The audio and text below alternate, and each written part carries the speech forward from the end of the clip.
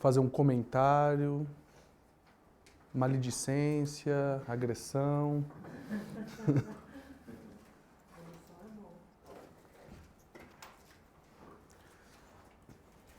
Um mantra, exaltar o eterno em nós. Uma bênção, uma oração.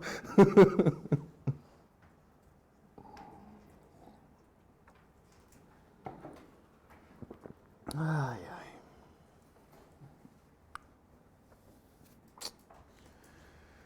Bom, já que ninguém quer fazer bênção, nem oração, nem nada, nem pergunta, vamos começar então o módulo 2. Hoje é dia 9. Módulo 2 do curso de formação em psicanálise estrutural. O tema é Freud 1, conceitos básicos. Então, ainda estamos na conceituação básica trazida pelo Dr. Sigmund Freud, que estruturou essa prática chamada psicanálise. Né? Porque psicanálise é uma prática. Apesar de ter um componente teórico substancial, é primordialmente uma prática, a psicanálise. Hoje a gente vai falar sobre... Bom, a pausa que a gente vai fazer 1h30, depois a gente dá uma pausa para um café. E de 1h30 a gente vai pausando, senão a galera não introjeta os conteúdos. Falar um pouco sobre como se dá o atendimento psicanalítico. Logo depois eu vou passar para a interpretação dos sonhos. Quero terminar hoje com a eficácia do inconsciente, que é o estudo dos atos falhos, né? Bom, mas vamos começar pela ética do atendimento freudiano. Vocês sabem que quem já estuda psicanálise ou quer estudar psicanálise, e principalmente quem quer praticar psicanálise, muita atenção às palavras. Elas são nosso instrumento de trabalho, nosso material de trabalho. Quando digo atenção, cuidado com as palavras, não cuidado no sentido de tome cuidado, que elas são perigosas, não. Carinho com as palavras, porque elas são tudo que nós temos. Somos feitos de palavras, sofremos por palavras e nos livramos do sofrimento através de palavras. A expressão é a ética do atendimento. Ética em psicanálise está dissociada de moral. Ética é o nome do estudo do comportamento humano antes de inventarem a antropologia. Então, no fim do século XIX inventaram a tal da antropologia, mas até então quem cuidava de como os seres humanos se comportam é uma subestrutura da filosofia chamada ética. Então, quando a gente diz ética do atendimento freudiano, é comportamento do atendimento freudiano. Como se comportar. Aliás, vocês vão observar que conduzir análises, porque é isso que o analista faz, ele conduz análises, ele é um condutor de análises, quem faz análise é o analisando, o analista conduz o processo, né? Esse processo ele é conduzido através de alguns maneirismos comportamentais, ou seja, isso que eu estou chamando aqui de ética. Primeira, né? Aqui não tem ordem de importância, é só uma coisa pedagógica mesmo. Primeiro traço da ética, né? Do atendimento freudiano, psicanalítico, né? Livre associação de ideias. O que é isso? Foi a primeira revolução freudiana. Dar a palavra ao sofredor. A terapia, né, psicanalítica, que aliás eu sempre bato nessa tecla, existe uma associação de psicanálise não é terapia. Porque a terapia pressupõe retorno ao estado de saúde prévio. Psicanálise não pressupõe retorno ao estado de saúde prévio. Quando você vai no médico, porque você está com uma febre alta, ele vai te administrar um remédio, o objetivo é de que você saia daquele estado e volte para o estado anterior, onde você não tinha mais febre. Isso é uma terapia. Psicanálise não é terapia. Psicanálise é uma experiência que vai te catapultar para um outro lugar. Você não vai retornar para onde você estava. Eu estava levando a minha vida de tal jeito, aí com, 40 anos entrei em depressão. Minha vida vai voltar como era antes dos 40, antes da depressão? Não, não vai. Então, nesse sentido, psicanálise não é terapia. Se você usar a palavra terapia como ela deve ser corretamente utilizada, retorno ao estado de saúde prévio, né? Então você vai Você não vai retornar um estado de saúde prévio com análise. Você pode retornar ao estado de saúde? Pode. Diferente do anterior. Diferente do anterior à eclosão do sintoma. Podendo ser ansiedade, angústia, fobia, todas as formações sintomáticas, né? Então, o tratamento, né, a análise, a psicanálise, as pessoas falam assim, o que eu sou terapeuta? A formação em psicanálise é o quê? Você é um analista. Um psicanalista.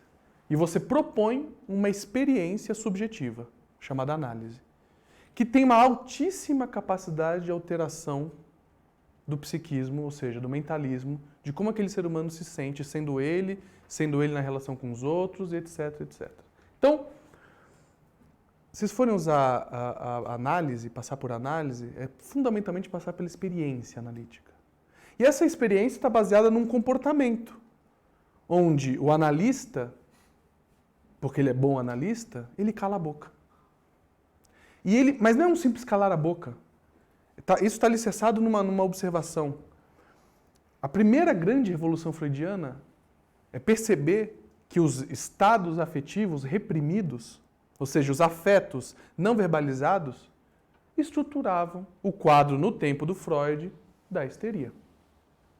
Vou dar um exemplo em termos de contemporaneidade, um quadro histérico, que não é dito como hoje em dia não se fala, né, muitas vezes em quadro histérico, mas é um quadro histérico, né? Tal qual as histéricas do século XIX do Freud, ou os histéricos também do século XIX do Freud, ele percebeu que as pessoas sofriam de uma palavra que você já deve conhecer, adicção. A é negação, dicção é falar. Um adicto é alguém que não fala. E é um quadro histérico. Ou seja, o indivíduo, né, você precisa entender como aparecem, são patologias tão distantes, mas não são tão distantes assim, não. As pessoas falam, nossa, então a questão da adicção por compras, por álcool, não fala. É um estado histérico. E o que caracteriza o estado histérico? O exagero. Onde houver exagero, lá estará uma histeria. Inclusive o silêncio exagerado. O dito equilíbrio exagerado. Mas, então se Freud percebeu que a repressão afetiva, ou seja, aqui afetiva é aquilo que afeta, né? A repressão da verbalização daquilo que afetava, estruturava, aumentava a incidência dos sintomas. Bom, o primeiro traço do tratamento psicanalítico é dar a palavra ao sofredor. Chamou-se isso de livre associação de ideias. O interessante aqui, quando a gente fala em associação de ideias, o que é associar ideias? Associar ideias é frasear. Elencar uma frase na outra. Discursar. Discursar da maneira mais livre possível. É muito comum as pessoas falarem também assim, nossa, eu acho estranho esse negócio de ir num lugar onde você faz um tratamento, onde você vai lá e fica falando pelos cotovelos. Ninguém tem problema com a fala, mas tem severos problemas com a liberdade. Por que as pessoas falam assim, a análise às vezes é um pouco estranho, porque, né, o analista passa por análise, se ele atende, ele passa por mais análise ainda, né? Então, é muito comum, digo isso pela minha experiência pessoal. Às vezes é estranho, eu vou lá ficar falando pelos cotovelos. Por que isso? Você vai lidar mal com a livre associação na medida que você lida mal com liberdade. E vou dizer já de antemão, lidamos muito mal. Via de regra, não lidamos muito bem com liberdade. Por isso que a livre associação é tão estranha para algumas pessoas. Imagina no tempo do Freud, que a psicanálise foi criada na Belle Époque, fim da era vitoriana, a liberdade ali era mais mal vista ainda, o que fazer então com a técnica da livre associação fosse algo ainda mais estranho. Ou seja, o indivíduo vai falar livremente? Sim, você vai falar livremente.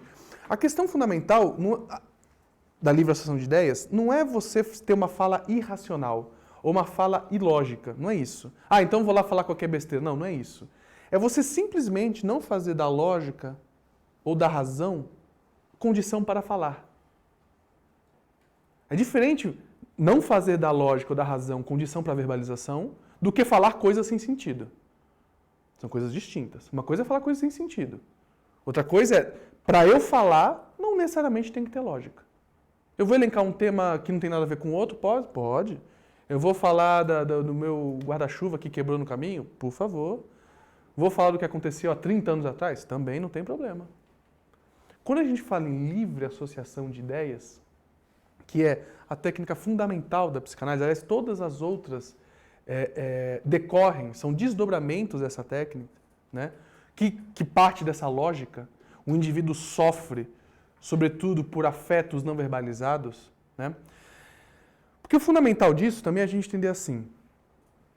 A outra técnica, a interpretação dos sonhos, que a gente vai falar mais pra frente, vocês vão ver que é um desdobramento da livre associação. A interpretação dos sonhos não varia muito tanto assim da livre associação de ideias.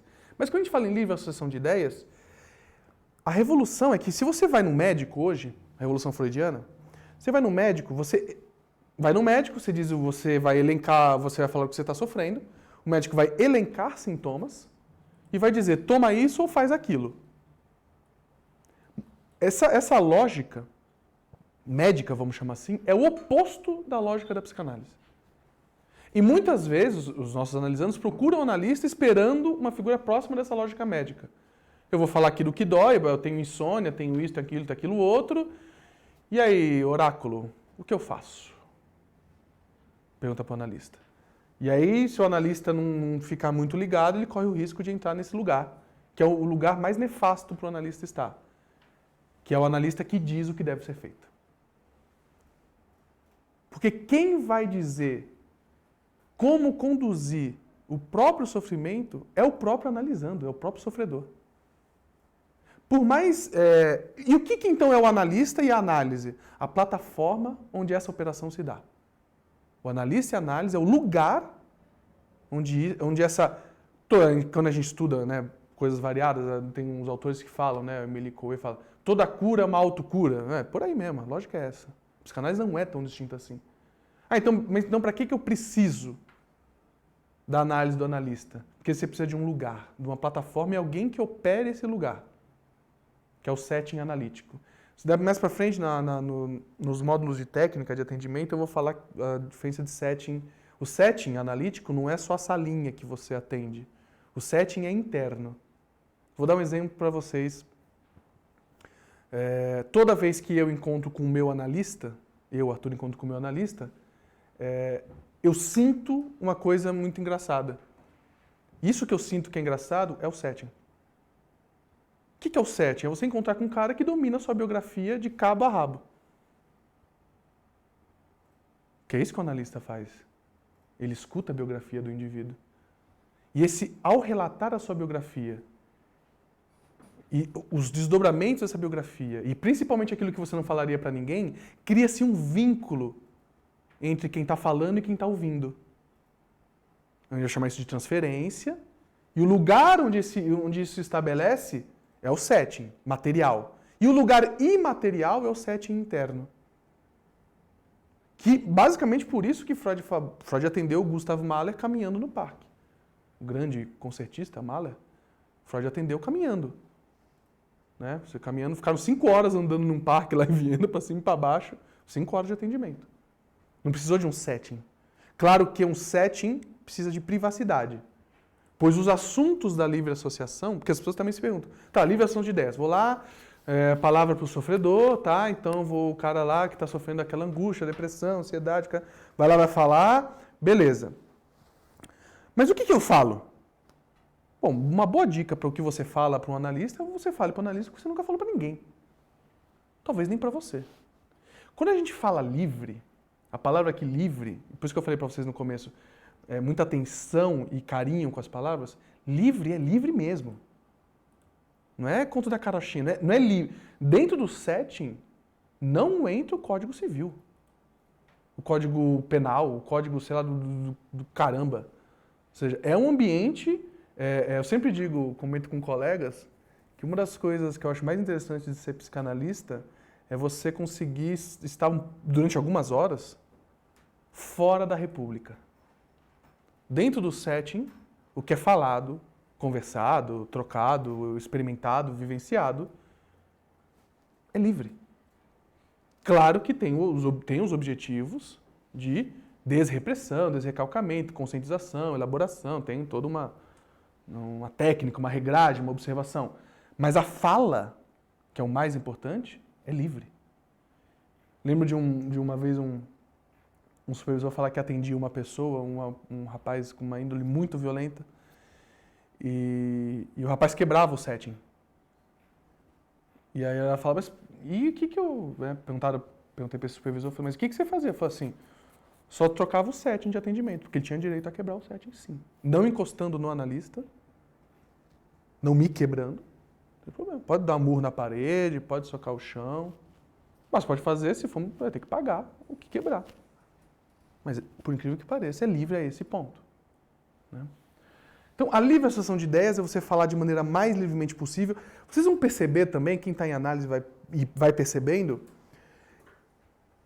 quem entra em análise muda a relação com o próprio discurso. Muda a relação com a palavra. Muda a relação com a fala. Com a própria fala e com a fala dos outros. Muda-se a relação com essa coisa, com os discursos, todos. Toda palavra, falada, escrita, ouvida, chorada, não falada, não escrita. E o que faz isso? E por que a livre associação de ideias também, a técnica fundamental? Porque o analista conta com uma característica fundamental, a inteligência do analisando. E o que é inteligência para a psicanálise? Capacidade de se ouvir naquilo que se fala. Isso é inteligência. Inteligência não é erudição, quer dizer, também é um tipo de inteligência, tem vários tipos, blá, blá, blá, blá, blá, blá. Mas a inteligência que o analista busca, né, é porque quando você fala livremente, o analista está te ouvindo, mas tem uma figura muito mais interessante que o analista ouvindo esse diálogo, que é você mesmo, ouvindo as suas palavras. Então, nesse escutar-se, e graças ao silêncio do analista, a principal palavra é a próxima. A principal frase é a próxima. E a principal sessão é a próxima. A segunda regra, ou uma abordagem que a gente pode colocar aqui para o atendimento freudiano, falar em coisa freudiana é falar em coisa psicanalítica, tá? Porque Freud dedicou a vida dele a estruturar a tal da psicanálise, né? Que estamos aqui falando. Que começa por Freud, uma espécie de... Se você observar a psicanálise como uma casa, você pode colocar Freud como subsolo, o chão, né? Melanie Klein, Winnicott, Bion, toda a turma como as paredes, as colunas. Depois vem alguém que colocou o teto, que foi Jacques Lacan. E depois vem a galera aqui, acima do teto, né, que a gente vai estudar. McDougall, André Green e toda a turma, os pós-lacanianos. Mas sem chão, você não vai para lugar nenhum numa casa. Né? Vai ficar só parede e teto solto no nada. A segunda regra, a segunda observação do atendimento psicanalítico, abstinência de opinar. Ou, como eu coloquei, a não sugestão. Né? A psicanálise surge do abandono que o Freud faz da hipnose. E por incrível que pareça, se vocês verem, e vocês devem ver, e quem viu, vê de novo, estava vendo essa semana de novo, o filme Freud Além da Alma, fundamental, porque ali está o começo da psicanálise, né? A passagem para o método catártico para a psicanálise. O que é método catártico? Falei e falo de novo. Porque, às vezes, parece que a psicanálise contemporânea está regredindo. Voltou-se a utilizar-se hipnose para tratamento psíquico. Sendo que a psicanálise surgiu do abandono da hipnose. Então, o que a gente consegue, o pouco que a gente conseguiu avançar no tratamento emocional, os caras estão conseguindo fazer hipnoterapia. A hipnose só tem uma função para a psicanálise, ou para um psicanalista, no caso para Freud. Dizer que o sintoma é emocional. E mais dizer que o sintoma é emocional, o sintoma é feito da palavra. Porque se vocês verem, quem já viu um show de hipnose, né, tem vários shows de hipnose, ou viu o filme Freud da Alma, você vê que os sintomas são trocados por indução de palavra. Deixe de tremer o braço esquerdo e trema agora a perna direita. E o histérico ia lá e trocava. Isso serviu para nós para duas coisas. Para Freud, basicamente, para entender. O trauma, então, é psíquico. O trauma não é fisiológico. Então, para isso que serviu a hipnose. E depois Lacan pegou isso e fez o seguinte: o trauma não é só emocional, o trauma é da palavra. Por isso que o tratamento é em cima da palavra. E você vê analistas, porque o analista resiste. Isso também é muito importante, depois mais para frente eu quero falar não em módulo 2 aqui, mas eu queria mais falar, quem basicamente resiste ao tratamento é o analista, e não o analisando. Arthur, dá um exemplo, só um exemplo de como o analista resiste. Quando ele fala. Quando ele interrompe a livre associação do analisando. Isso é um tipo de... Aí você diz, o que o analista está resistindo? Aos conteúdos que o analisando está apresentando.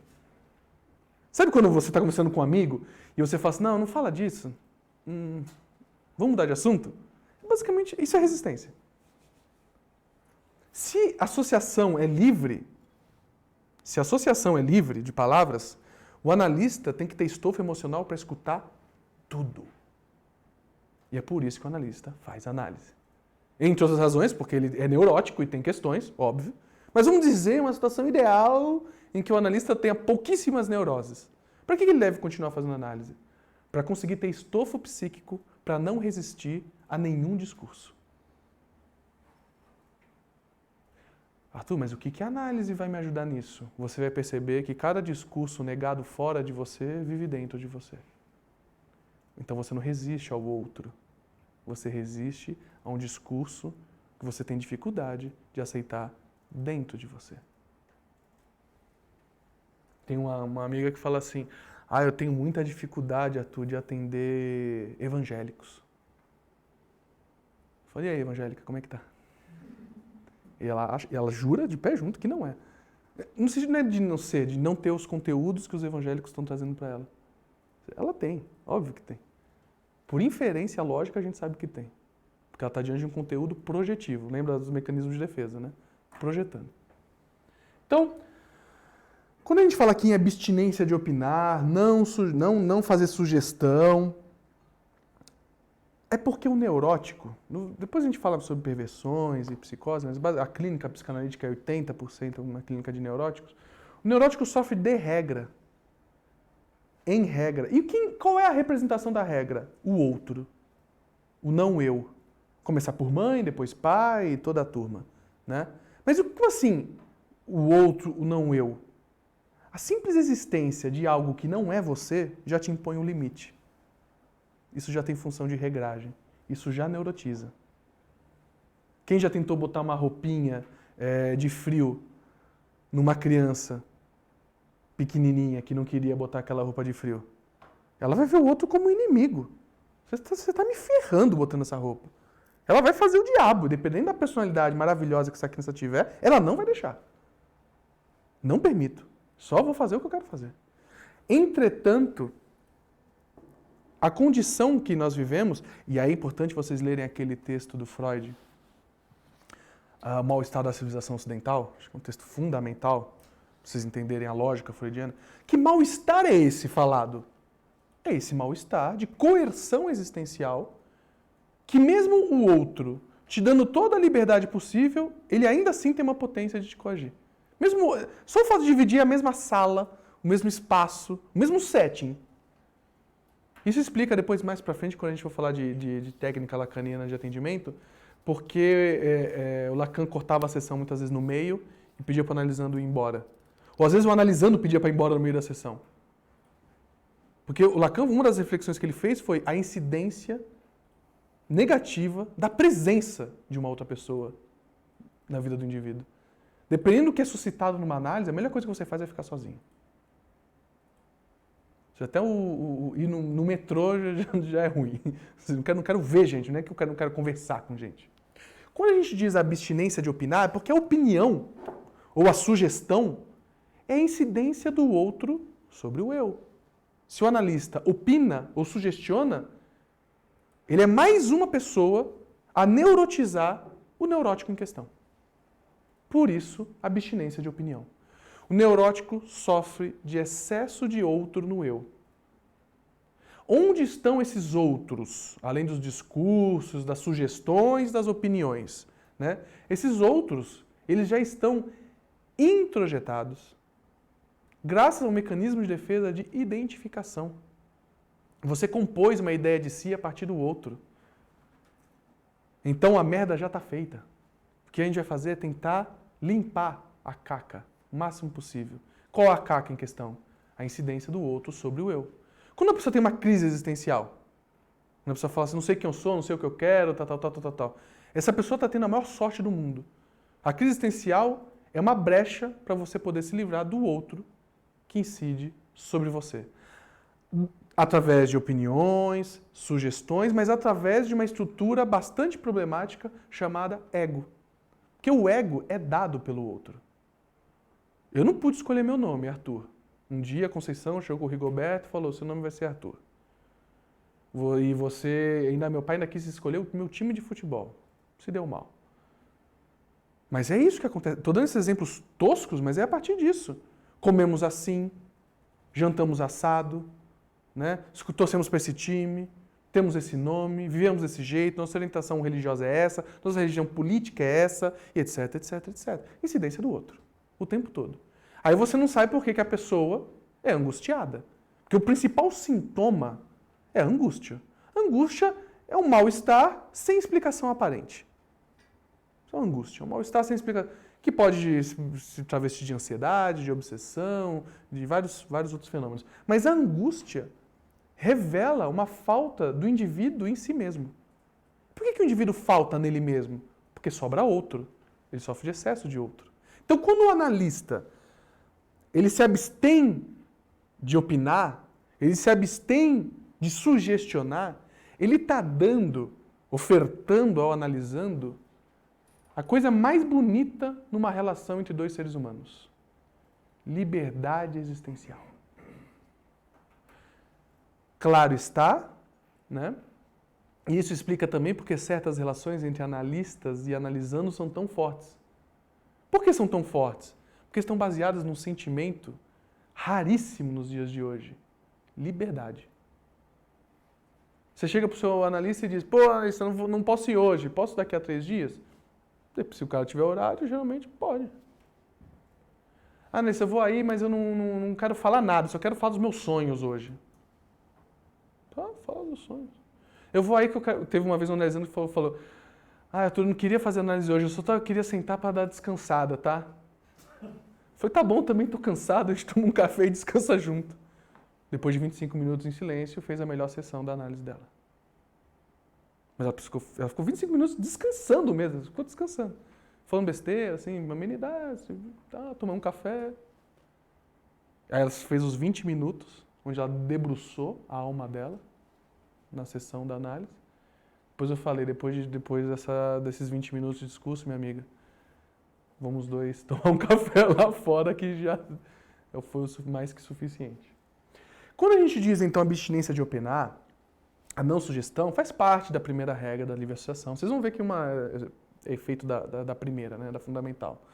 Então, quando o analista sugestiona, quando eu digo, cara, abstinência de opinar, é tipo assim, as pessoas falam assim, analisando pergunta, mas quais técnicas você vai usar em mim?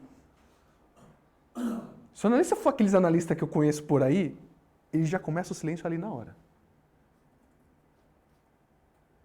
Já começa. O que é o silêncio? Se o analista entrou em silêncio, automaticamente o outro começa a falar.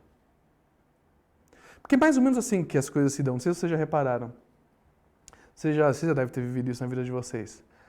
Sabe quando você não está afim de conversar com alguém? Assim, não é que você tem algo com a pessoa, mas você não está afim de conversar. E a pessoa parece que sente que você não está afim de conversar. E senta ao seu lado e começa a falar. Por que é isso? A pessoa mais neurótica do setting, da sala, como é que eu percebo um neurótico? É alguém que lida mal com o silêncio. Lida mal com o vazio, ele lida mal com o vácuo, vamos chamar assim. Né? Como o analista, ele só deve ter uma coisa a mais que o analisando. É mais sessões de análise. Então, se vocês querem competir por algo, algum dia, não é por leitura, é por horas de análise.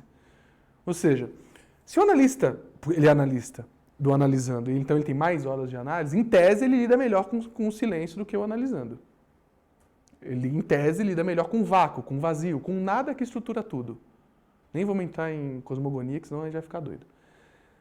Mas se ele lida melhor com esse vazio, automaticamente o mais angustiado da sala vai se pôr a falar. Vai se pôr a falar. E o analista conta com isso. Porque é muito comum a pessoa falar assim, que técnicas você vai aplicar? Ou seja, que técnicas você vai me oprimir? Com que você vai me assujeitar?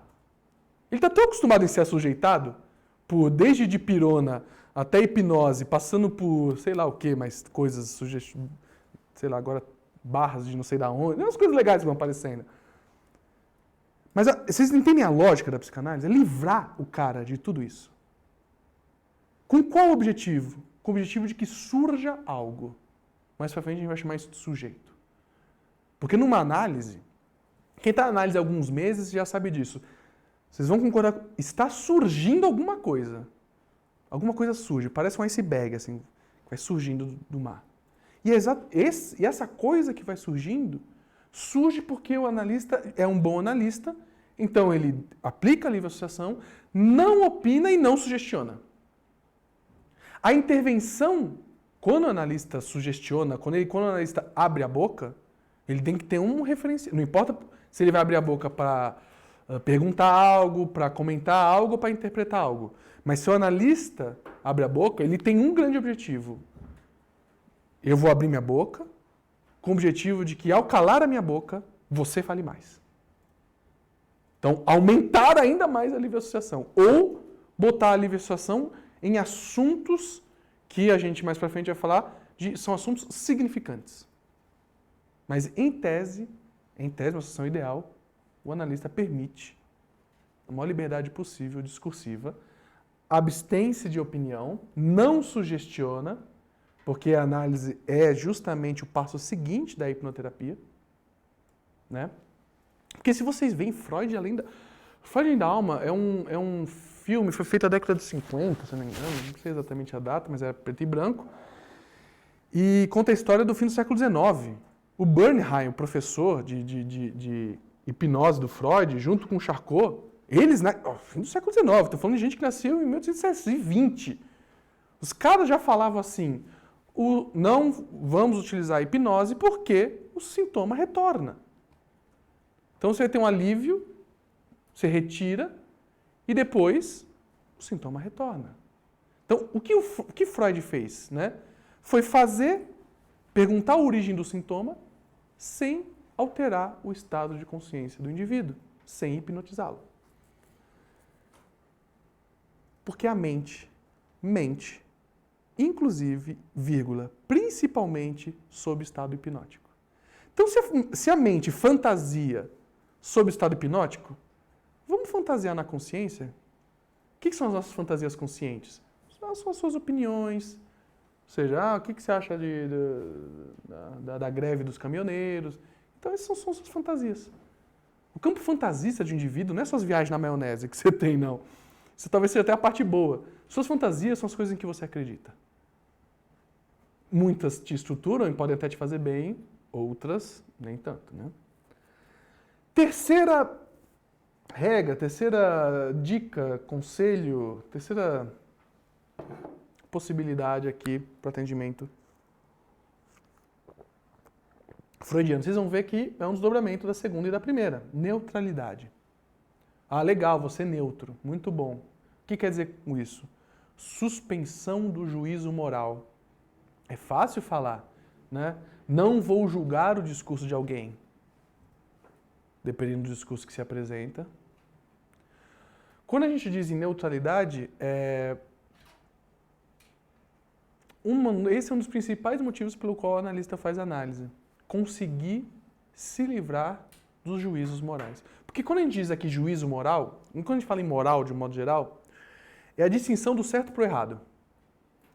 Suspender a noção de certo e errado quando você escuta alguém. É fácil falar essa frase, difícil conquistar o que essa frase propõe. Porque para você não julgar, né? Para você conseguir suspender seu juízo moral, você vai ter que suspender as suas fantasias. Onde está a minha moral? Né? O que estrutura a minha moral? As minhas fantasias. O correto é dar aulas de psicanálise de calça. Aí vem um professor e dá aula de psicanálise de bermuda. Aí eu vou lá e falo, olha que professor filho da puta, dá aula de psicanálise de bermuda. A minha fantasia estrutura a minha moral que me permite massacrar o coleguinha.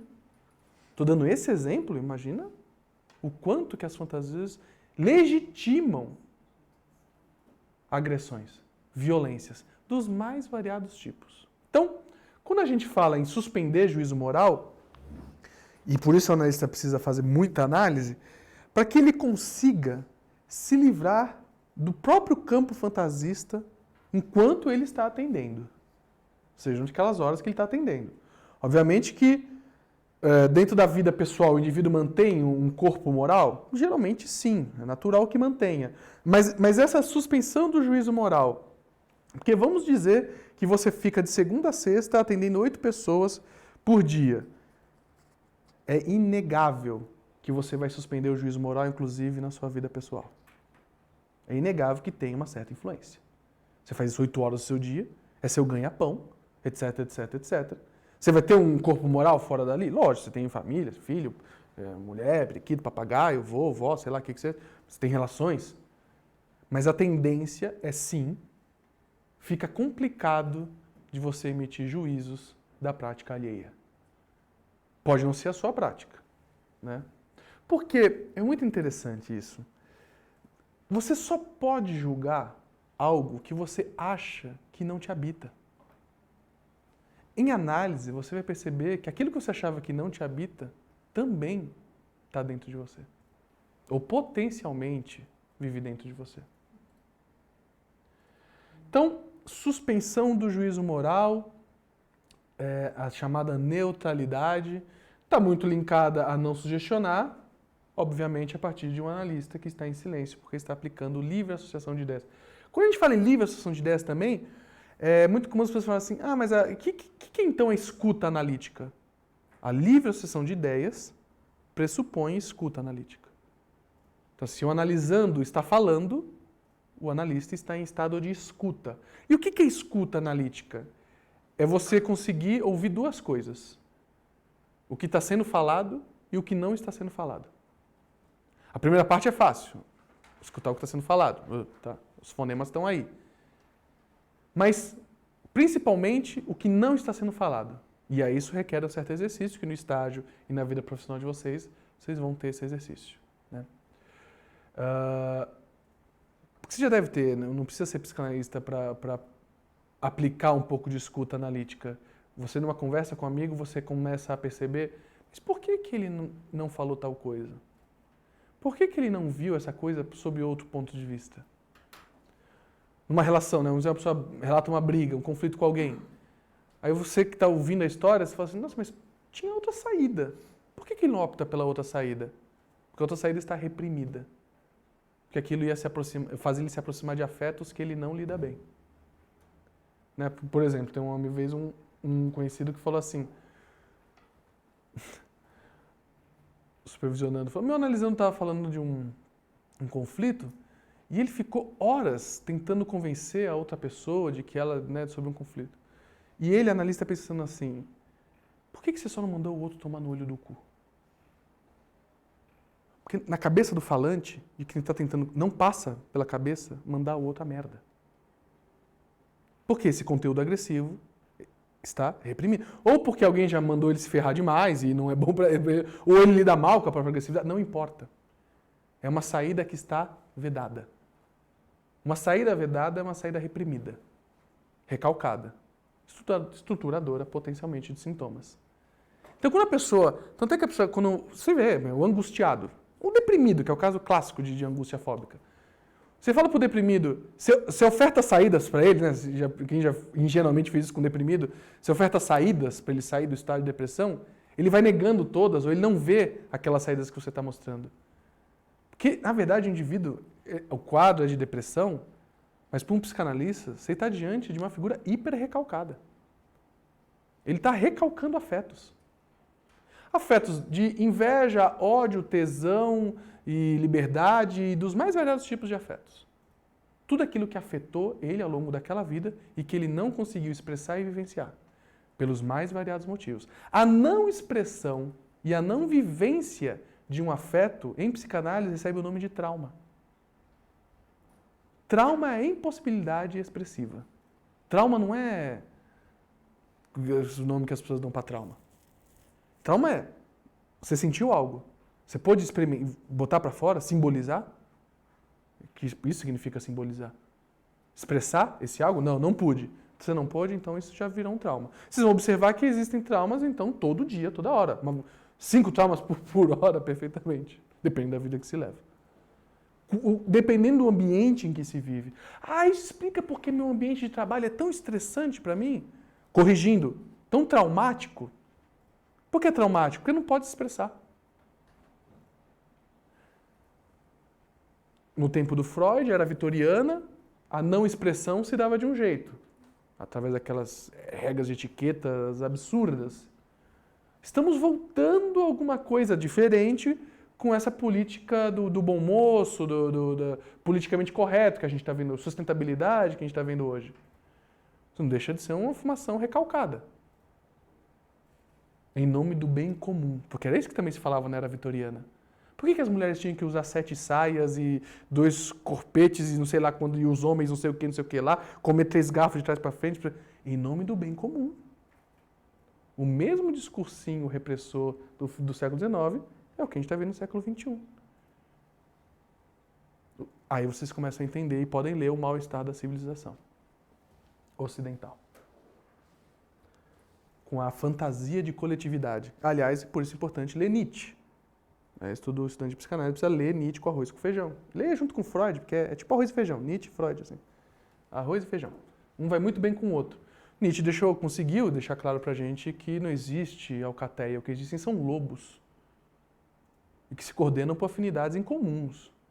E a que a afinidade se desfaz, a coletividade também se desfaz. E os caras vão falando de humanidade, de coletividade. É muito bonito, é legal, é um ideal, acho até, né, tem lá sua função. Mas em termos de, para nós, estudantes de psicanálise, que estamos interessados no que estrutura o sofrimento humano, que é isso que a gente está interessado, idealizações de qualquer tipo estruturam e ajudam a fomentar o sofrimento humano. E nós vivemos em tempos bastante idealizados. Não que antes não fosse, obviamente, mas as idealizações continuam altíssimas. Hoje em dia talvez muito mais ligado a consumo e outras coisas, mas continua com muita força, né? Quarta regra do atendimento freudiano. Terceira, neutralidade, né? Suspensão do juízo moral.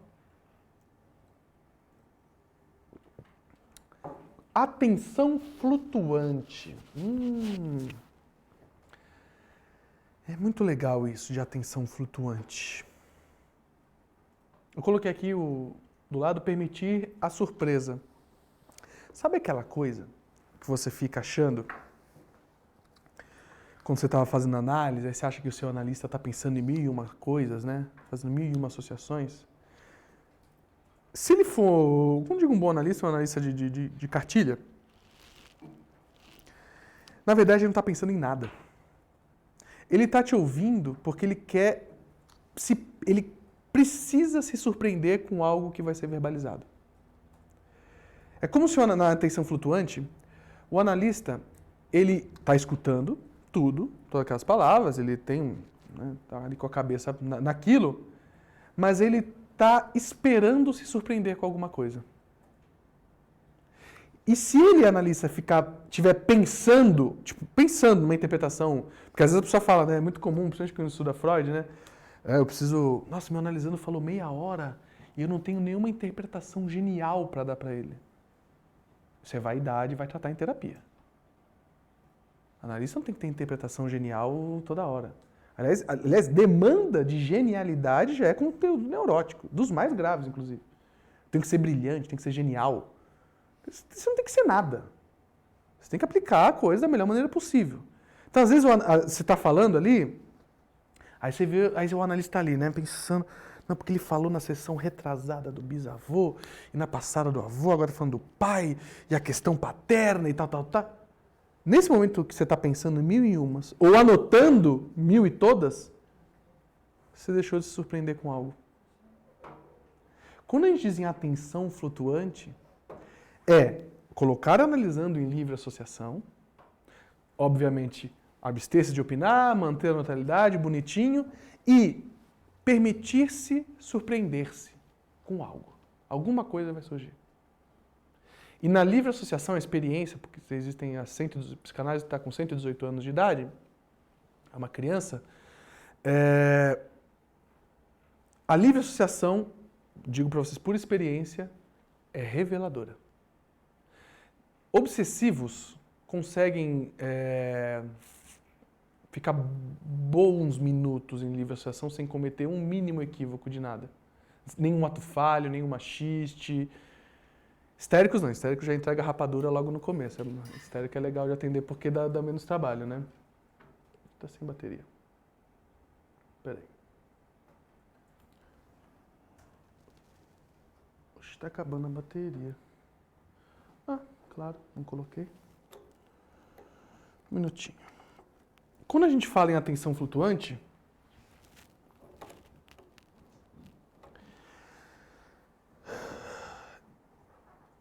é dentro daquela livre associação, alguma coisa vai surgir.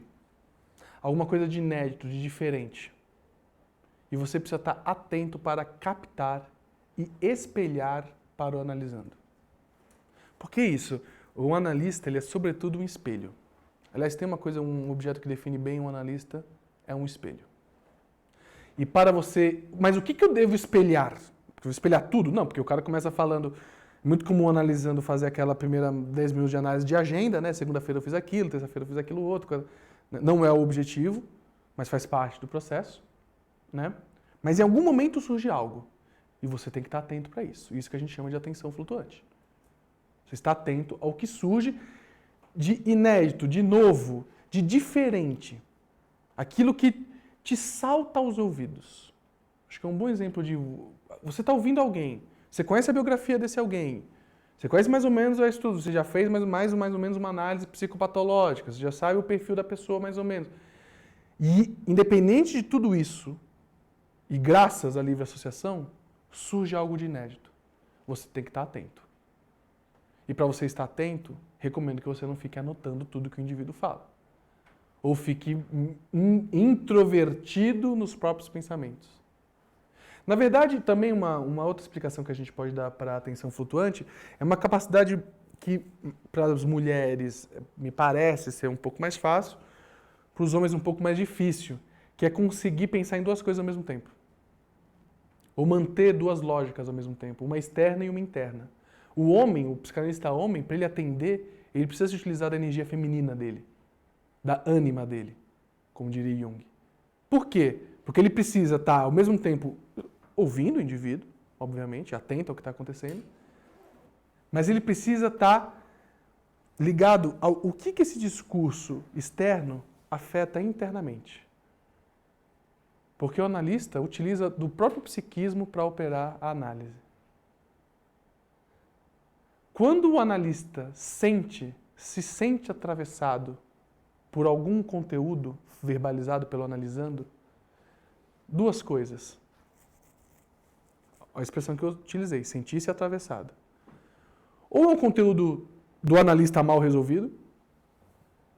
O analista tem que ter horas de análise suficiente para saber, inclusive, quais são os seus conteúdos mal resolvidos. Tem um conteúdo mal resolvido com a minha mãe. Então pode ser. Mas se você fez mais análise ainda, e não é seu conteúdo mal resolvido, isso que te atravessou é o inconsciente do analisando. Então, o analista, ele se bifurca a atenção dele para o exterior e para o interno. As palavras e os afetos que as palavras causam dentro do analista. Mais para frente a gente pode até falar de que a profissão de psicanalista é uma profissão energética, depois a gente pode falar sobre como isso se dá. Mas isso explica por que um analista, depois de 5 horas de atendimento, ou 6, sai tão cansado como se tivesse trabalhado numa obra. Mas eu fiquei sentado, diz o coleguinha. Fiquei sentado, aliás, numa cadeira muito confortável, diga-se de passagem. Né? Como é que eu estou cansado? Levantei, tomei café, tomei água, ainda fiz um lanchinho, foi tudo tão tranquilo. Por que eu estou saindo cansado? Cansaço é emocional. Ninguém sai impune de uma livre associação. Quando digo ninguém, é nem o analista, nem o analisando. Nem o analista sai impune de uma livre associação. E aí vocês começam a entender um dos motivos pelo qual a análise deve ser bem cobrada. Quanto custa revirar teu campo emocional todo dia das 8 às 8? Me diz você o seu valor. Se para você não custa nada, qualquer R$10 de análise tá bom. Agora, se para você revirar o teu campo emocional diariamente, e quando a gente estiver fazendo supervisão, a gente vai falar mais das consequências dessa reviravolta na vida de um analista. Eu vou chamar colegas talvez para falar um pouco da experiência deles. O analista não sai impune da libertação. Porque o analisando não sai. Quem está em análise sabe. Às vezes você sai, né, da análise meio torto, como eu diria quando conversava com o meu analista. Saia meio uma palavra, meio calabresa, meio mussarela da sessão. Mas o analista muitas vezes também sai. Menos que você, menos que o analisando, obviamente. Porque o conteúdo é do analisando, é óbvio. Mas ele também sai. Então, assim, é uma profissão. Por isso que o analista precisa de análise. E olha, eu vou além. É mais quando ele está formado, aí que ele precisa mais ainda, se ele está trabalhando na área. A formação precisa, porque você vai operar essa técnica. Como é que você vai operar uma técnica que você não passou por ela? Fica uma coisa meio, né, estranha. Né? Não que você tenha que ter todas as neuroses do mundo para atender, mas uma condição muito boa para ser um analista bom é ser um bom neurótico. Por exemplo, eu já tive transtorno de ansiedade generalizada, tenho uma personalidade deprimida, conteúdos compulsivos, né? Às vezes tem uns piti histérico. Isso me permite uma humanização. Porque se você é muito perfeito, meu querido, vai ficar difícil de você suspender juízo moral. Ah, mas vai. Se você consegue, se você reprime tudo e não apresenta sintoma nenhum, aliás, quem reprime tudo e não apresenta sintoma nenhum, o sintoma vai ser físico. Geralmente doença autoimune. E é de uma vez só. Já vem no corpo, já nem passa pelo psiquismo. Né? Porque as pessoas falam, existe um ceticismo psíquico. O brasileiro acredita que não tem corpo mental. O brasileiro acredita que tem corpo espiritual e não acredita em corpo mental. Nada contra, mas assim, se for por ordem de viagem na maionese, vão primeiro para o corpo mental, uma hipótese, depois vão para o corpo espiritual. Então, quando... Ih, acho que acabou a minha bateria. Bom, não precisa, depois a gente... Acabou a minha bateria, era isso? Acho que não... Acho que a tomada não está funcionando. Mas quando a gente fala na abstinência de opinião, eu sei da última, é amor à verdade. Depois a gente falou. Não, deixa. Quando a gente fala em corpo físico, vai no médico, corpo mental, vai no psicanalista. Aí se precisar muito, passa no psiquiatra. Mas se estiver muito ferrado, aí você passa no psiquiatra. Ou, pelo menos para poder conseguir ir para análise. E o corpo espiritual, você trata na demanda espiritual que você mais desejar? Agora, se o indivíduo ele é cético psiquicamente, tem gente que é cética, é tipo um ateísmo psíquico. Os sintomas no inconsciente desse indivíduo vai vir de maneira somatizada. Já vem fisiológico. Já não, porque se não tem um corpo emocional, eu não acredito em expressões emocionais. Então não vai vir depressão. Não vai vir ansiedade, não vai vir obsessão, compulsão. Né? As pessoas falam assim, por que estou aqui falando de psicanálise, por que fazer EP? Por causa de uma maravilhosa depressão no ano de 2009. Se não fosse aquela depressão, eu não estava aqui. Eu era um dos céticos psíquicos. Vim de uma família cética psíquica. Esse conteúdo emocional, ficar te atravessando, esse sintoma emocional, que porra é essa? Meu? Dependendo da família de onde vem, da estrutura, da cultura... Pô, isso tem uma força ferrada. Então, fazer o indivíduo, não tem como a gente, aspas, convencer alguém da existência do corpo mental. Que, aliás, o Winnicott tem uma teoria, o Donald Winnicott, psicanalista, tem uma teoria muito interessante, ele diz que a mente, a psique, é uma película, uma membrana que fica invisível a 5 centímetros do corpo. Né? Por isso que pessoas quando perdem a perna, sentem a perna ali alguns dias ainda, porque a perna psíquica ainda está lá. Né? Tem teorias legais sobre onde estaria a psique, onde estaria a mente. Né? São teorias interessantes. O que a gente como psicanalista pode dizer é que afetos, quando a gente fala em psiquismo, estamos falando, né, dos afetos, dos sentimentos, das emoções. Porque às vezes as pessoas falam assim, é psique para lá, psique para cá. O que você está sentindo? Quer saber como está sua psique agora? O que você está sentindo agora? O que você conseguir falar é teu psiquismo consciente. O que você não conseguir falar sobre está no inconsciente. Porque se você conseguir falar, já não está no inconsciente mais. Você fala, percebi o meu inconsciente. Não, você não percebe o inconsciente. Se você percebeu, já não está mais no inconsciente. Já viu o cachorro correndo atrás do próprio rabo? É como se o rabo fosse o inconsciente do cachorro. Ou seja, quanto mais ele corre, menos ele alcança. Não significa que ele não saiba que está lá, tanto é que ele está correndo atrás. O inconsciente é algo que vai se apresentando através de uma fala livremente associada, através de uma situação fantástica, que é a situação analítica, liberdade expressiva, né? E a quinta e última regra para o atendimento psicanalítico são essa expressão bastante, a gente precisa ir com calma com ela, amor à verdade. Amor à verdade. Vamos entender amor à verdade. Primeiro, quando a gente fala aqui em verdade, a verdade para a psicanálise é a verdade do inconsciente. Verdade daquilo que não é percebido. Porque quando a gente fala inconsciente, é falar em não percebido. Se percebeu, está na consciência. Então, mas qual é a verdade de um ser humano? É a verdade do desejo. Por isso que os analistas estudam tanto os filósofos do desejo. Um exemplo, um filósofo do desejo, Nietzsche. Outro filósofo do desejo, Spinoza. Ah, mas mais um filósofo do desejo, Gilles Deleuze, contemporâneo. Ah, eu queria mais um filósofo do desejo assim, mais legal, Michel Foucault. Tem um outro aí, Georges Bataille. O que são os filósofos do desejo? Né? São pessoas que pensavam a seguinte ideia. Spinoza é 1600 e tanto. O indivíduo, ele é regido por forças que lhe atravessam, que ele não sabe para onde vem nem para onde vai. Isso, ele impele, essas forças emanam no ser. E que por necessidades sociais, comportamentais, mais variados tipos, o indivíduo precisa se defender dessas forças. Porque também tem uma característica muito interessante, né? Se a verdade é a verdade do desejo, vocês já repararam como as pessoas lidam mal com a verdade? Experimenta falar para um amigo que você atrasou porque você não queria encontrá-lo e estava com preguiça. As pessoas lidam mal com a verdade, e isso é só um exemplo de como elas lidam mal com o desejo. Tem pessoas que você já deve ter ouvido falar, pessoas falam assim,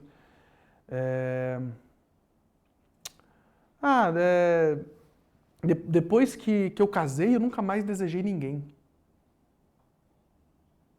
Se você acredita nisso, você está à beira da loucura. Isso é uma mentira. Qualquer pessoa sabe disso. Então, a questão é, por que a verdade é mantida nesse calabouço do inconsciente? Por que o desejo é mantido nesse lugar tão distante? Por que ele é reprimido e recalcado? Porque se a verdade do desejo vier à tona, vai alterar as relações sociais e vai alterar a autorrepresentação do indivíduo. A ideia que o indivíduo tem de si muda e a ideia que o indivíduo tem das relações dele também muda. Por que, então, que eu tenho tanta relação ruim com a verdade do desejo? Você tem uma relação ruim na medida em que você quiser conservar as coisas. Em nome da conservação e manutenção daquelas relações, você vai reprimir e recalcar o desejo. Porque o desejo tem por característica ser inconveniente. Porque o desejo é subjetivo. E é fácil dizer em subjetividade. O desejo é subjetivo significa individual e intransferível. Se o desejo é individual e intransferível, significa dizer que ele é seu e ninguém vai entender. Isso que significa dizer que quando algo é individual e intransferível. Ou seja, o outro, ninguém vai viver o desejo do indivíduo. Porque ele é intransferível. Só você pode viver o seu desejo. Só que como ele é individual, é só seu, e você não consegue passar ele para ninguém, o desejo é individual e intransferível. Por lógica, então, vocês estão começando a observar que o desejo estrutura um certo isolamento. Se ele é individual e intransferível, se eu for realizá-lo, ficarei isolado, pelo menos no campo da ação do meu desejo, naquele conteúdo desejante. Perfeitamente. Em que época da vida a gente lida pior com o fato de estar sozinho? Quando a gente é criança. Crianças lidam pessimamente com solidão. Quando a gente diz, por que o indivíduo não vive então o desejo? Porque ele tem uma relação infantil com a solidão. Aí o que eu estou aqui chamando de infantil? Mais uma característica do infantil, talvez a principal, é a dependência. A minha sobrinha de 3 anos depende de alguém para limpar a bunda dela. Ela, a Bianca, ter medo de ficar sozinha, a gente até entende. Talvez ela tenha encontre prazer em ficar com a bunda suja. Mas, em tese, não. Até ensinaram para ela que não é bom ficar com a bunda suja, ela acreditou nisso. Então ela quer que alguém limpe a bunda dela. Ela depende de alguém para limpar a bunda dela. O que a gente chama de o infantil no indivíduo não é só se você dá um chilique porque algo não acontece como você gostaria. Isso é infantil também. Mas a principal característica do infantil, a mais estrutural e a mais difícil tratamento, é a dependência. E a dependência está ligada à precisão, de precisar. Eu preciso... Dependência é assim. Dependência não é assim, não tem café, eu vou com água. Não. Se não tiver café, fodeu. Está ligado ao fetiche, obviamente. Que é típico de mentalidade infantis. Né? Que é o gozo exclusivo, só daquele jeito, exatamente. Aliás, a gente vai observar que a maioria das relações objetais entre o eu e o outro que me dá prazer são relações fetichistas. Né? Exclusividade para o gozo, né? Só transo com pessoas do outro gênero, isso é um fetiche. Só transo com alguém do meu gênero, outro fetiche. Né? Só transo com mulheres da minha religião. Né? Aliás, as relações objetais são fetichistas por excelência. A gente acha que fetiche é só alguém que quer transar com um sapato, segurando um sapato vermelho, né? Não. Só tem eu ouvi uma vez, foi muito legal. A mulher falou assim, só tenho tesão no meu marido. Caralho! Ela conseguiu cometer as maiores perversões humanas. Não, tô falando sério. Primata superior é poligâmico. Orangotango. Vai ver os nomes do primata superior. Aí tem os caras que vão lá e arrota. Monogamia. Obviamente a gente sabe o mau estado da civilização que estrutura aquela fala. Obviamente ela deve estar projetando em mim pai ou mãe. Que vai... A gente vai brincando, mas como a gente vai falar hoje sobre Não, a gente vai falar amanhã sobre o riso, sobre achistes. A brincadeira revela as maiores verdades estão nas brincadeiras. Mas voltando ao amor à verdade, antes da gente ir. Verdade do inconsciente. O inconsciente é estruturado pelo quê? O inconsciente é estruturado, feito por pulsões. No módulo passado eu tentei explicar, relacionar para vocês a questão de pulsão e desejo. Então, o que estrutura o inconsciente são desejos. Mas como o desejo é individual e intransferível, ele estrutura um isolamento. E se eu acredito que dependo, eu não consigo vivenciar esse desejo. Né? Ou seja, por isso que o Freud fala, o ser humano tem no máximo 7 anos de idade mental. Né? Ou seja, por que 7 anos? Né? E o objetivo da análise é fazer o indivíduo conseguir passar dos 7. Porque, eu lembro dos meus 7 anos de idade, nos meus 7 anos de idade, minha vida familiar era tudo para mim. Onde meus pais iam viajar, é para onde eu iria. Para onde eles iam se divertir, é para onde eu iria. O que eles falavam me determinava. Onde eles falavam que eu ia estudar, era onde eu iria estudar. Observa os 7 anos mentais de cada um. Nas mais variadas relações, principalmente amorosas, que é mais fácil de ver, porque o Édipo está ali com mais força. Né? Mas amizades você vê isso, o trabalho você vê isso. Por isso que o indivíduo reprime e recalca. Né? Quando a gente fala em amor à verdade também, o analista precisa ter amor a essa verdade.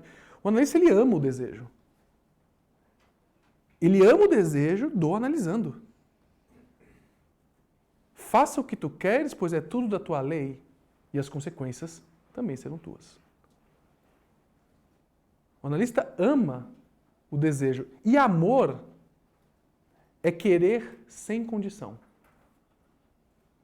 Porque a vontade, o desejo, o amor, tudo isso está muito próximo, o verbo é o verbo querer. Se o que eu quero é conveniente, chamamos de vontade. Se o que eu quero é inconveniente, chamamos de desejo. Eu quero um café. Isso é desejo ou vontade? Isso é vontade.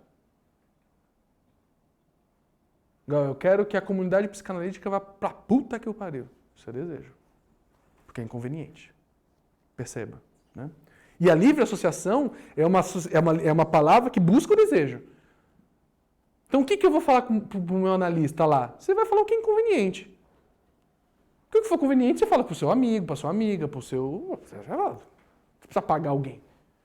Você vai lá para relatar o seu desejo. E quando a gente diz amor, é gostar e querer sem condição. Eu já conheci pessoas que falavam que o ser humano ainda não acessou a esfera amorosa. Porque a gente tem condições para gostar de alguém. Eu só gosto de você se você for versado em heráldica medieval. Eu só gosto de você se você for eleitor do PT. Eu só gosto de você se você tiver o cabelo comprido. Eu só gosto de você se você for da minha religião. Eu só amo você se você for do mesmo gênero que o meu. Eu só amo você se você for do gênero oposto.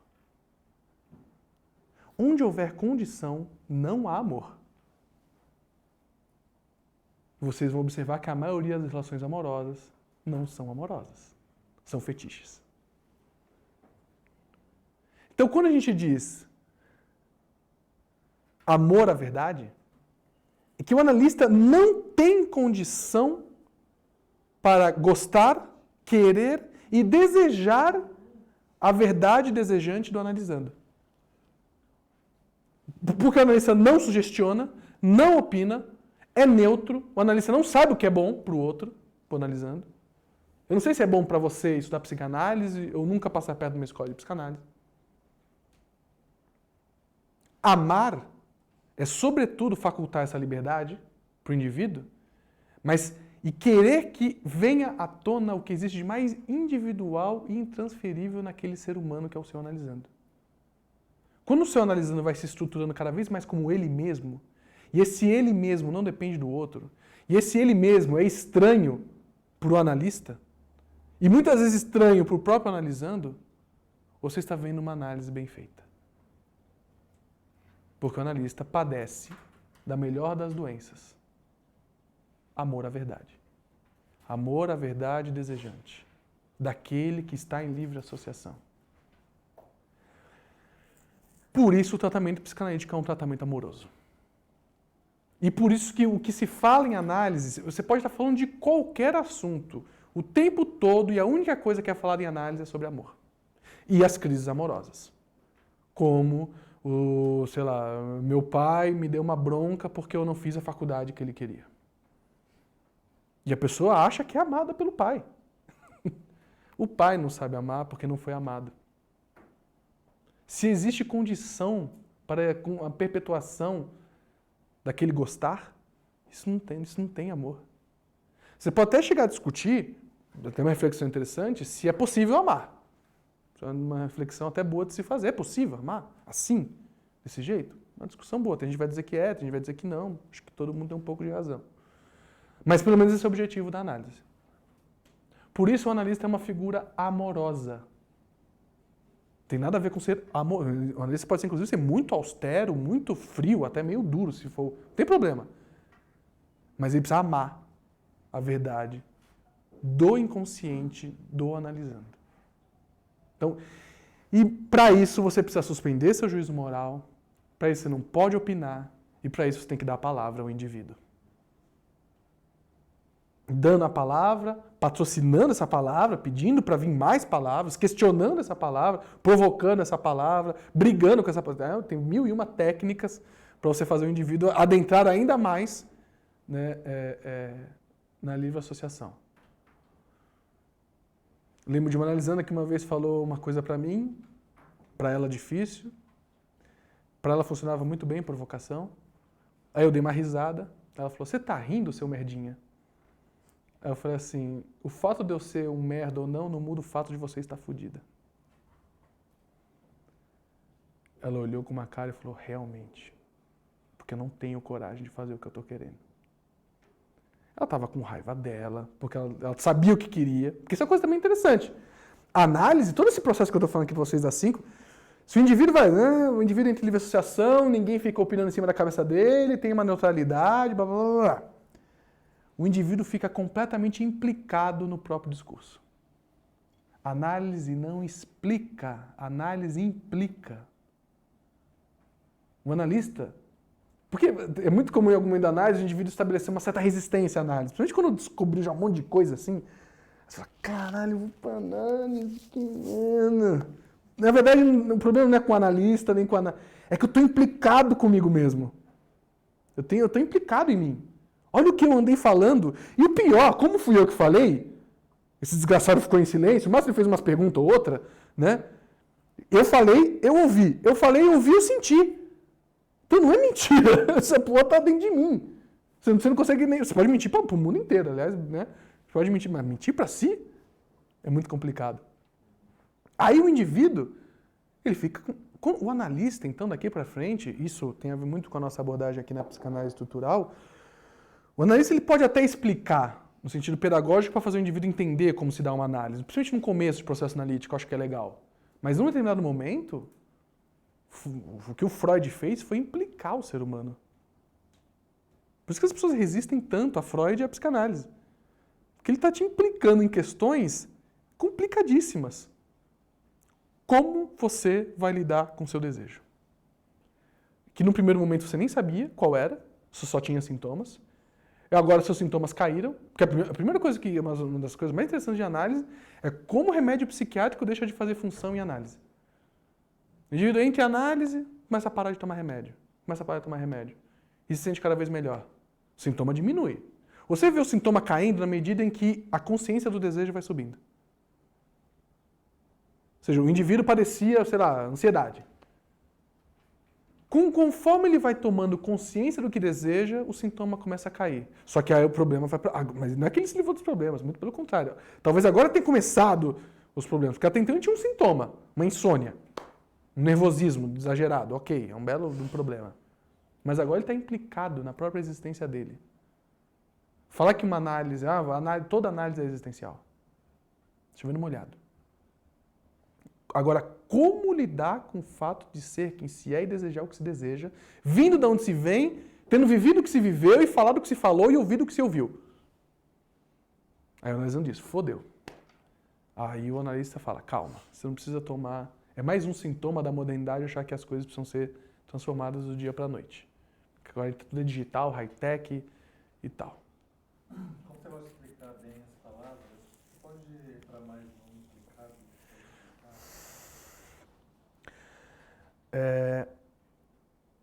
Quando você está implicado no próprio discurso, significa o seguinte. E é interessante. Quando você está em análise, todas aquelas palavras que saíram recebem o nome de transferência. Transferência é o que você sente pelo seu analista, pode ser positiva, negativa, etc, etc. É o afeto, mas transferência também é o discurso. É o conteúdo transferido. Né? Ou seja, que é aquele... Imagina que numa análise saindo palavras da boca da pessoa, imagina que as paredes são feitas então daquela análise, tem palavras para todo lado. E você revela na sua análise, entre outras coisas, as suas contradições. E os seus desejos de mais delicada obtenção. Ou seja, você revela numa análise aquilo que você tem dificuldade de revelar para você. Quando a gente diz que você está implicado, é que você está implicado porque numa análise, a mais simples das análises revela uma farsa existencial. Quando eu digo uma farsa, não é uma farsa proposital, mas o ego é um engodo. E você percebe o engodo na livre associação. Porque você percebe que você falou aquilo para agradar fulano. Você percebe que você viveu aquilo para fazer aquilo para o Beltrano. Você percebe que você fez aquilo para agradar talvez uma ideia de si mesmo, né? Nem pelo outro, talvez até uma ideia de si, uma vaidade, não importa. Né?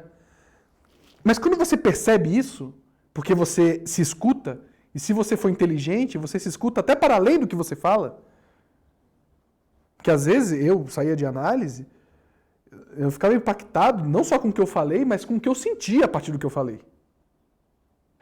Não é só o que eu falei, mas principalmente os afetos, que é difícil de traduzir para uma outra pessoa. A análise tem limites, a palavra tem limites, a gente sabe disso. Então é difícil explicar, mas nem precisa explicar para o analista. O fundamental, a análise, ela é interna dentro do analisando. Você vai lá, expõe. O analista vai, vamos dizer que o analista pergunta o que você está sentindo, você vai lá e relata mais um pouco, mas aquilo que foi vivido vai ficar ali, naquela sessão. E são dezenas, centenas de sessões. E aquilo vai formando um bolo. Aquelas percepções, aqueles insights, né? Aquelas sacadas. E uma hora esse bolo energético cobra. Cobra porque o teu sintoma está lá ainda de algum jeito. Quando a pessoa vai fazendo análise, ela fala coisas que contradizem muitas vezes a opinião que ela tem de si mesma. Porque essa é a pior. Hã? É prisioneira de si mesma. Às vezes nem do outro. O pior prisioneiro é de si mesmo. E aí você percebe que fala, puta, eu passei... Um exemplo de uma analisanda minha de 57 anos, muito perspicaz ela. E aí, no começo da análise, na 15ª, 20ª sessão, ela sentou no divã e se pôs a chorar. Chorou, em silêncio, chorou assim. Falou nada. Aí eu falei, puta, fudeu, aconteceu alguma coisa, né? A angústia. Aí depois ela chorou uns 15, 20 minutos. Um tempo ela olhou pra mim e eu falei... E ela falou, o que eu fiz da minha vida nos últimos 57 anos? Isso está implicado. Ela foi falando, uma mulher muito inteligente, ela foi percebendo. Aliás, quando você percebe, quando eu digo inteligência, é capacidade de autoescuta, né? E não dá para medir do lado de fora, né? A gente conta com a inteligência do analisando. E ela tinha uma capacidade de escuta dela mesma muito boa. Tanto é que ela era muito silenciosa. Ela era silenciosa porque ela não queria se ouvir. Porque ela sabia o que ia sair. Só que chegou um dado momento, com 56 para 57 anos, o sintoma dela ficou um sintoma de angústia muito grave. E já não conseguia se relacionar muito bem, aí ela falou, vou para análise. E rapidamente ela estava implicada no próprio discurso. Mas como já tinha passado 57 anos, na cabeça dela, ela ia... E depois ela falou que, porque na minha cabeça a gente, né, no tempo dela, nas explicações dela, com 65 anos a gente já está morto. No mundo dela, na biologia dela, no campo fantasista dela. Então ela falou, o que eu fiz da minha vida? Porque eu já estou pé da cova. Né? Então isso está implicado. A análise, quando foi observada a capacidade de implicação analítica, foi na década de 30, quando a análise se volta para a análise de crianças, com Anna Freud, Melanie Klein e toda a turma. E os analistas meio que abandonam os adultos. Tentou-se fazer escolas psicanalíticas, essa geração já era. Vamos focar na criançada. Tem até escolas que têm essa influência assim, mas aí se voltou para a criança, no sentido de tempo perdido. Essa senhora, nessa sessão, eu lembro de frases dela duras, assim, de se ouvir, duras. Ela usou termos como fraude de si mesma, eu sou uma fraude de mim mesma. Isso é uma sinceridade suicida, assim, kamikaze, assim. Muito... Se você padece de amor pela verdade, foi uma sessão, para mim, belíssima. Foi uma sessão muito bonita, né? Não que não seja sofrida para o analista. Também... porque a gente se questiona também o que a gente está fazendo da nossa vida, né? Óbvio. Mas é isso está implicado, né? Ou seja, e existem pessoas inanalisáveis, que são pessoas que não têm capacidade de se escutar naquilo que fala. Você percebe isso? Geralmente são pessoas até inteligentes, cultas, assim, não é burrice, é um tipo de burrice, né? Você chega para você e fala assim, você se escutou? Você fala, o que tem? Você ouviu o que você acabou de falar? Né? Vem uma cena de há pouco tempo atrás, um marido falando ofendendo a esposa, gravemente, assim. E eu perguntei, sou um casal próximo, eu falei, você ouviu o que você acabou de falar? Eu não... O que eu falei? Você se ouviu? Aí o cara ficou roxo, rosa, amarelo, cor de burro quando foge, etc e tal, e pediu desculpa. Eu falei, não peça desculpa, nem pra mim, nem pra ela, a ofendida. Peça desculpa pra você. O modo como você conduz sua vida, o modo como você conduz suas relações, é nefasto. Mas se for fora, não sei. Fora, é amigo meu. Ou seja, Falaria dentro, certo? Depende, né? depende da relação. Se tiver alguma transferência boa. Mas eu digo isso está implicado. E é muito comum a pessoa, quando ela entra em análise, eu já vi várias pessoas que não se conheciam falar a seguinte expressão: desde que eu entrei em análise, parece que tem uma câmera fora de mim. A pessoa fala, ela começa a se observar mais. Isso está implicado também. Mas está implicado é bem saudável, então. Muito saudável. A questão é que te problematiza. A implicação, você está problematizado. Então você reduz sintoma, mas aumenta a problematização. Que é o que eu faço da minha vida. Como conduzo minhas escolhas, meus amores, minha relação, meu trabalho, e etc, etc, etc. Fazer buscar a oportunidade de conseguir achar as voltas. E exatamente, porque o processo psicanalítico tem dois movimentos. Primeiro, o movimento de conscientização, onde o efeito disso é a implicação. Posteriormente, a elaboração, que é o que eu faço com o implicado. O analista também, o espaço analítico é um espaço de elaboração, onde você vai semanalmente refletindo sobre como reconduzir as suas relações e principalmente a sua relação consigo mesmo. Principalmente, não é só, a gente fala muito dos outros, mas é fundamentalmente como você vai voltar a se relacionar consigo mesmo. Né? Então é isso. Amor é esse querer sem condição, né? Que é raro, né? Tem pessoas que, eu vejo colegas que só querem atender ou os intelectuais, ou, sei lá, tem as condições para os analisandos. Os analisandos precisam estar além do Freud. Já vi coisas do tipo. Isso não é amor. O seu analisando, ele precisa ser alguém, um ser humano, que sofre a condição. E ter uma quantia mínima para pagar pelo tempo e energia, porque é isso que o analista despende, tempo e energia. Você paga pelo tempo e a energia do analista. Tendo essas condições, é a condição para análise. E essa verdade é a verdade do inconsciente, que é a verdade do desejo. Então, a análise, a psicanálise, por incrível que pareça, isso é legal por um lado, tem uma noção de verdade, sim. Nós temos uma noção do que é a verdade humana. É que ela é individual e intransferível. E ela chama-se desejo. Né? Então, e é isso que nós devemos suscitar nos nossos analisandos. Mais para frente, se vocês pararem para pensar sobre o que acontece quando o desejo é conscientizado, ou acontece um levante, né, do desejo, ele sai do estado latente e vem para o estado mais manifesto,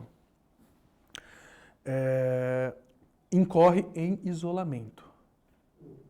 Em um certo isolamento, sim, porque a existência da prática subjetiva, se você for viver, por exemplo, se cada um aqui for viver a própria subjetividade, ninguém vai se entender.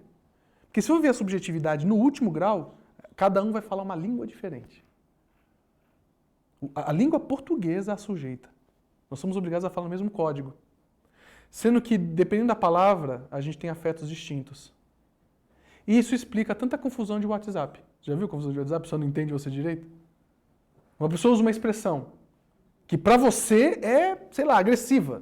Mas para ele é corriqueira. Mas por que houve esse conflito? Porque são subjetividades distintas. E uma está tentando colonizar a outra com suas questões. Mas e se não quiser colonizar? Como vai se relacionar? Respeitando as diferenças. Ou frasezinha filha da puta, respeitar as diferenças. Sempre precisar de uma linguagem, né? Vai sempre precisar. E sempre vai ficar um mal entendido. Porque nem eu, nem você inventamos o código que nós estamos... Então, na real, em última instância, depois a gente vai estudar Lacan, isso vai ficar mais claro.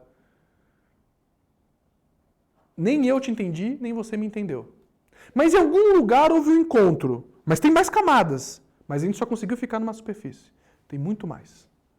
Só nessas nossas duas frases. Então isso revela toda a pobreza da troca linguística, apesar de ser a única coisa que a gente tem. Apesar dessa pobreza da palavra, é tudo que a gente tem. Então vamos da miséria para alguma coisa melhor. que é a miséria. Por isso a livre associação, falar, e aí aquele texto do Freud, que vocês vão ler, porque eu vou encher o saco de vocês, repetir, recordar e elaborar. Texto sobre técnica de atendimento, que é o nosso assunto aqui hoje, nesse primeiro. Repetir. Então você vai falar do assunto quantas vezes for necessário. Às vezes o analisando fala, ai, Arthur, eu fico chateado de vir aqui falar para você de novo desse assunto. Quem tem problema com repetição, meu amor, é você. Eu sou analista. Você pode repetir o assunto todas as sessões, pelos próximos 15 anos, 3 vezes por semana você vai falar desse assunto. Não tem problema. Claro que esse assunto é o símbolo de muitos assuntos. Então, o analista sabe por que ele está permitindo essa repetição. A análise não é para ser um encontro agradável, um diálogo agradável. É para ser um difícil monólogo. Onde o analista vai transformando aquele encontro que já é difícil... Porque o encontro consigo mesmo já é infernal o suficiente. Eu sempre digo para quem eu formo, para quem faz supervisão comigo, o encontro analítico já é delicado o suficiente. Então tenta transformar a coisa um pouco mais leve. Porque às vezes existem analistas muito sérios, né, aquela postura muito austera. Ok, a transferência paterna vai lá para cima, depende da relação com o pai, é uma merda. Mas o encontro consigo, porque esse é um verdadeiro encontro da análise, o encontro consigo, ele já é difícil. Se você for pegar pesado, além da conta, ele vai ficar insuportável. E um dos objetivos do analista, entre outros, além da conscientização, blá, blá, blá, blá, blá, blá, um dos objetivos do analista é que você venha na próxima sessão. Porque não adianta eu te dar a interpretação do século, definir a tua alma, por que tu sofre do que tu sofre nessa sessão, não adianta se você não vier na próxima sessão e suspender as terapias. Então, não adianta você ser genial, quando na verdade o que você precisa é transformar algo que é incômodo por natureza em algo pouco mais agradável. Porque tem pessoas, nem sempre é incômodo, porque tem pessoas que eu já conheci, e na época da psicanálise era o Sandor Ferenczi que tinha essa... Sandor Ferenczi, aquele psicanalista que vocês devem ler, o principal técnico da psicanálise, ele fazia análise com todo mundo, toda hora, o tempo todo, né? Tanto é que a expressão velório de analista vem por causa da morte dele, né? Que parou Budapeste. Parece que ele atendia metade da cidade, né? Atendia em qualquer lugar, de qualquer jeito, de qualquer forma, estava sempre todo analisando, atendendo os outros, ao ponto de ser diagnosticado pelo Freud como padecer de loucura pela cura, né? Furor Sand. E o Ferenczi fazia análise com Freud, e ele queria fazer análise o tempo todo. O Freud falou, dá um tempo, pô. Estão almoçando. No meio da família, Freud ali, e o cara contando os conteúdos ali. Não, porque você tá contando aquela história. Freud, pô, mantém aqui tem algumas pessoas que têm um verdadeiro amor pelo próprio inconsciente, pelo desejo, por esse novo. Para isso, a pessoa tem que ter uma relação muito ruim com conservação. Porque o desejo vai quebrar aquilo que se conserva. Me diz o que conserva. Eu conservo a minha relação com os meus pais intacta. Sim, justamente porque ela é intacta há 40 anos, você tem essa patologia. No dia que ela começar a se transformar, você vai ver a patologia da relação caindo. O indivíduo, então, ele sofre de conservação. Quando a gente fala em conservação, manutenção, isso tem um quadro psíquico, chama-se fobia. O indivíduo, na verdade, ele não é conservador, ele é fóbico. Ele tem medo. Por isso que ele quer conservar. Né? Bom, pessoal, essas são as 5 regrinhas principais do atendimento psicanalítico. Eu quero com essas 5 regras, pessoal, que vocês entendam, não as regras em si, nem fiquem...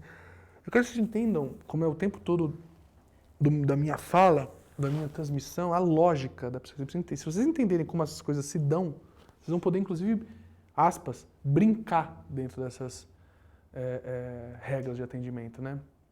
Mas que vocês consigam entender como que se dá e como que se estrutura, né, a lógica do atendimento psicanalítico. Vamos tomar um café, 10 minutinhos, e a gente vai para a interpretação dos sonhos.